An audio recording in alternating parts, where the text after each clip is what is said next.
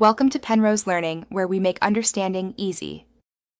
You start by getting the audio path right, plug in your headset, and set mic gain so peaks sit near -6 dB. Next, open the AI voice tool and grant microphone permission. Once done, create or import the target voice profile and choose real-time processing. Make sure the virtual audio device is active. This routes sound into the call app. If your software asks for latency settings, pick the low latency profile, then confirm microphone input, shows signal in the app. Now focus on routing and tuning. Set the virtual audio device as your system input, then tell the AI app to output to that same device.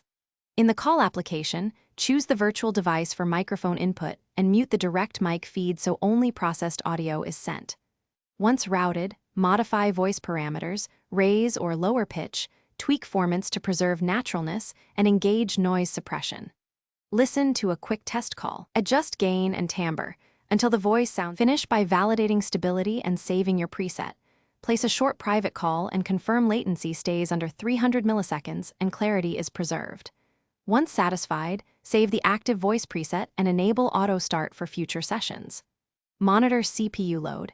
If usage spikes, disable non-essential effects to reduce artifacts.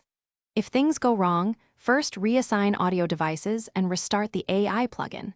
Next, update audio drivers and check app permissions. If your voice is muted, verify the call app is using the virtual device, not the raw mic. Thanks for watching. If this was helpful, leave a like and consider subscribing. See you next time.